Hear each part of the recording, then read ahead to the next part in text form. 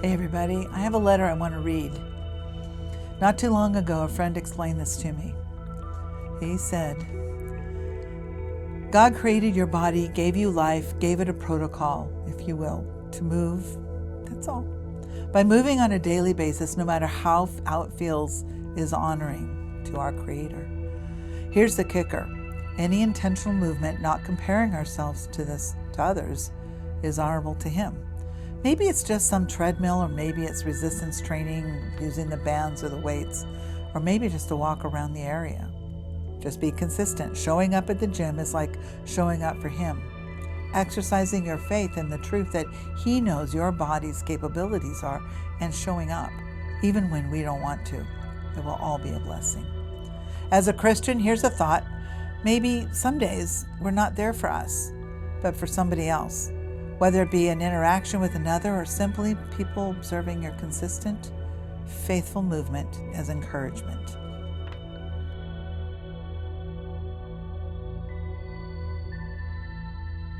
And today I want to share something that hit deeply the first time I heard it.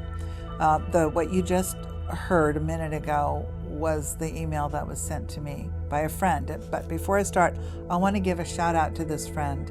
You know who you are. I want to thank you for this. You absolutely rock. Okay. So I asked him if I could punch this up a little bit, and I'm going to share with you how I punched it up. So just bear with me, and I'm going to go somewhere with this. A man walked into a gym for the first time in years, and many people lifting weights, running the treadmill, doing the bicycle. Some were disciplined, some looked confident. But before he even touched a single weight, the thought just entered his mind. I don't belong here. Maybe there was a failure before. Maybe somebody mocked him years ago.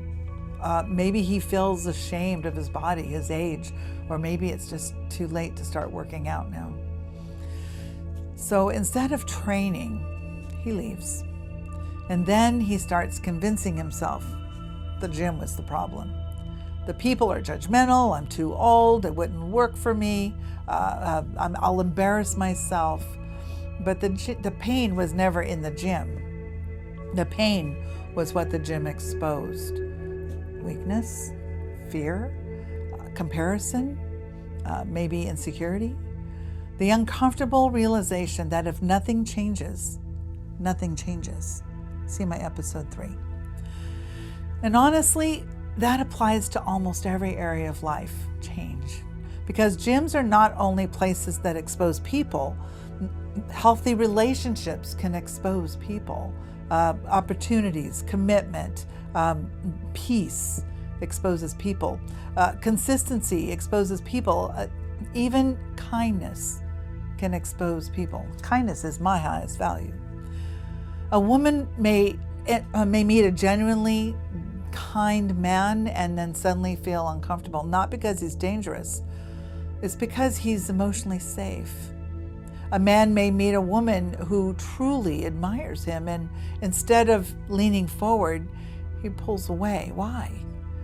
Because healthy things often feel unfamiliar to the wounded people, and they are now they're in their authentic self, and it's very uncomfortable. Chaos feels more normal when chaos is all someone has ever really rehearsed in their lives. And many people spend so much time emotionally surviving that they no longer know how to peacefully react or to receive. So they leave the gym of growth. They leave it before transformation ever begins. You just walk away, not because growth is impossible, it's because growth becomes uncomfortable. The first day in the gym feels awkward. The first day in a therapy session, the first attempt after a failed relationship, it feels terrifying. And many people mistake discomfort for danger. I'm getting ready and I'm starting to date a little bit. And you're the first to hear about this, so don't tell anybody, okay? But that's terrifying to me, because why? It's comfortable but uncomfortable. So I'm working on my own growth. Do I continue this or not? I don't know. Just kind of see what flows. Growth almost always feels that you get that weakness before that becomes strength. Ooh. Nobody walks into the gym already done, already transformed. That would be impossible, but that's the reason why you go. I started working in the gym a month ago, 3 weeks ago. I go a couple times a week, and I'm starting to strength train myself just to get out of the funk of I don't like going to the gym. And it's helping. I'm not enjoying it, but I go. I'm showing up. I'm doing the work. But it's backwards if we yet have this emotional aspect of ourselves. And to be perfectly honest, we don't heal and then do. We start doing, and then the healing comes. Weakness then becomes stronger by showing up. So yeah, I'm noticing small little wins for myself and my stamina. I'm not breathing so heavy when I walk, when I go for a walk or walk around my own property. It's a pretty big property. The fearfulness starts to become courage. And all I'm doing is moving forward. Can you move forward? It's really just one step in front of the other. Just walk into the gym and step on the treadmill for 10 minutes and leave. Done. I'm doing a little more than that, but maybe that's all you need right now. There's an old familiar quote that says, "My strength is made perfect in weakness." It's not strength through perfection. It's strength through surrendered honesty. And I'll be honest with you, the message hits me personally too. The idea that dating again, this is, like I said, it's terrifying. Going to the gym regularly, yeah, that can also be terrifying. Doing whatever it is you do that you want to be doing, there's some exposure, there's some vulnerability. You know what? It's going to be okay. When somebody has lived in survival mode long enough, healthy attention that starts to feel uncomfortable, not because it's bad, it's because it's unfamiliar. But social media makes this even worse because everybody is comparing themselves to everybody else. Careful that social media, not all of it's true. Probably 99% of it isn't. Sometimes in the marriage, we're comparing our marriages to people. We're comparing our bodies to people. This is all social media. This is our world now. We have too much information very fast. Our successes are exposed, our healing, our happiness. There's a comparison that quietly turns gratitude into shame. Don't let that down. Don't let that happen to you. I can help. I'll get to that in a minute. Some people, they're not exhausted from life. They are exhausted from measuring themselves against everybody else. Now, I did this for so many years, always worried about what other people thought of me, what were people thinking about me. And I just use the tools that I use with my clients, my own self. Really don't care what people think about me anymore. I care about my testimony, about my standard of living. I don't want anyone to think, oh, she's not using her tools. I'm gonna be a hypocrite. And we all do some hypocrisy in our lives here and there, but I don't want to be a hypocrite. So I'm gonna practice what I preach. Your story is your story. It's not my story, it's yours. We would work on what's going on with you. Your healing, it's your healing. It's yours. And consistency matters more than comparison. I do sign language, and this is a sign for comparison. Comparing this to this. Don't worry about that. Don't look in the mirror. It's like two mirrors. No, you have yourself. This is you. This is all about you. But they don't like me. That's their problem. That's their loss. Oh, they judged me. That's, again, their projection, their issue, not yours. Go to the gym. I'm going to the gym, and it's so cool because it never occurred to me to be embarrassed. Now, I did get some gym clothes, so I wouldn't look all that bad, of course. But that was just me. That was me. No one's going to care. And I'm awkward and I'm clumsy, and it's absolutely okay, and I have a good time with it. And everyone's so nice. The human body was designed to move. Breathing creates movement. The heart moves, the lungs move, our blood moves. Movement is part of the design of who we are.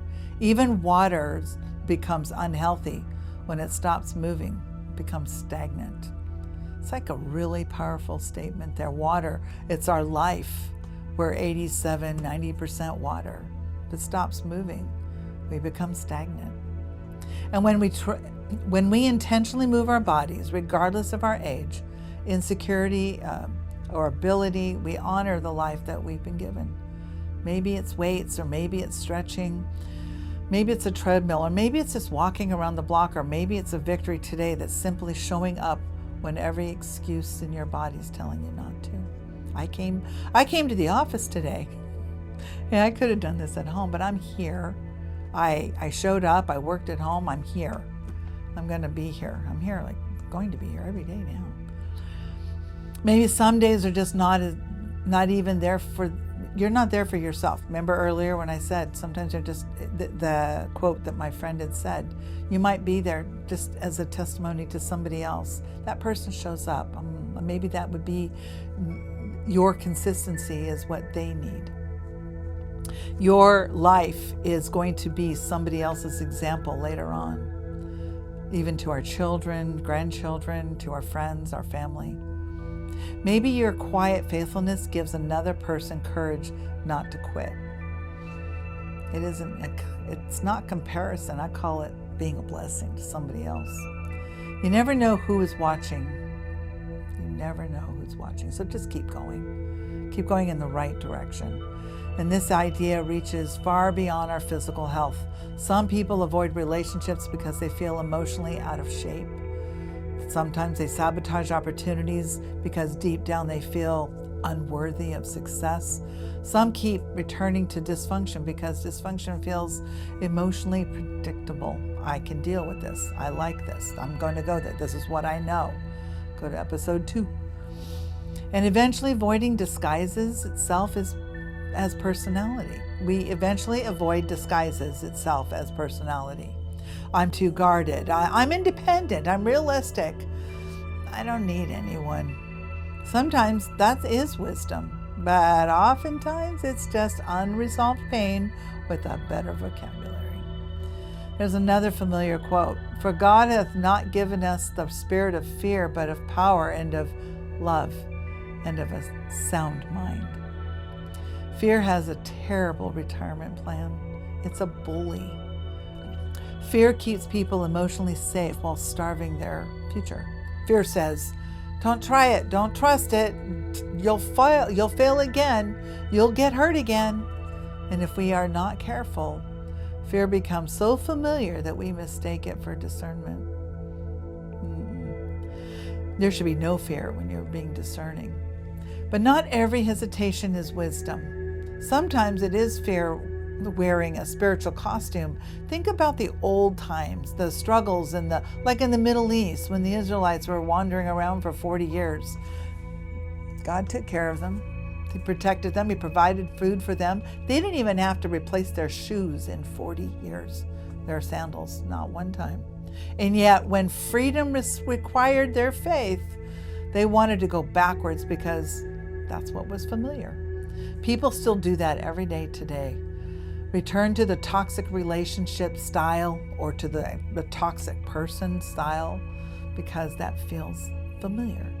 Love, happy, healthy, oh, that's unfamiliar, that's scary, that's suspicious, as I said before. They return to destructive habits because pain feels predictable. They sabotage opportunities because struggles become part of their identity. I understand this more than I wish I did. After spending 36 years in my first marriage, after a while, peace felt like survival mode, emotional survival. There were moments when peace itself can almost become unfamiliar to me. That's how powerful conditioning can become. We start to relate to our patterns on a regular basis. That's comfortable. Comfort zone. Again, episode 2, learn about your comfort zones. A wounded heart can accidentally become attached emotionally. A wounded heart can accidentally become attached emotionally to chaos because chaos feels emotionally stimulating.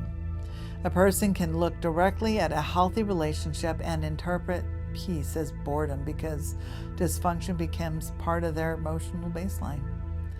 And that is why healing matters so deeply. Not merely to stop hurting, but so you stop misidentifying what is actually good for you. Imagine life, imagine this world. I don't know, this is just a fairy tale thought I just had, literally just a second. If our world could have everyone healed, we're not perfect, we'll make mistakes, but war would stop. People would be shaking hands, we wouldn't be so divided. Just people healing. And this is where the modalities that I use of hypnotherapy and IEMT, integral eye movement technique, it can become incredibly powerful. Sometimes the conscious mind says, I want peace and I want love and I want confidence and I want to change. Yet the subconscious mind is still protecting itself, protecting you, the old wounds, because that's familiar. That's what it knows. And when those two parts are in conflict, now you've got your subconscious and your conscious mind fighting each other. People often feel stuck, and hypnotherapy can help uncover that limiting belief or those limiting decisions or that emotional conditioning. I ask people to put in their hands what they want and what they have. And we do a comparison, a framework to show what's going on. And it's a cognitive, very cathartic tool, a technique. If you're interested, let me know. Underneath all of that, the subconscious patterns quietly drive behavior unaware. IEMT, it can help reduce the emotional intensity. So it takes the intensity of the memory, it's got the emotion attached to it. And when we do an eye movement, the specific strain of eye movements that I use in IEMT, it takes that emotion and lifts it off. Now it's two separate, you can't even, thought patterns, if you will, and the subconscious mind doesn't know what to do with that anymore. It just starts to go away. People begin to respond differently and they feel different. They start to feel good. They're choosing differently. Not because they became somebody else, it's because they're now finally stepping into who they are. They stop dragging around that old emotional survival strategy into new situations. Filters become behaviors. Your behaviors started with strategies. Your strategies start to change. You start to get resources, internal resources.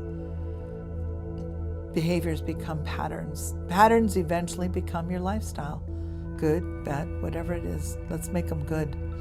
Some people are no longer trapped by their circumstances. I had a client recently reach out to me to let me know that they were in a toxic relationship and they finally broke it off. They're scared. They are so scared. And I can't wait to see them again because we're going to help that scared collapse. I'll keep you posted. She's not feeling trapped anymore. That conclusion is starting to sense, okay, this unfamiliarity, I've got breath, I've got freedom. Feeling good.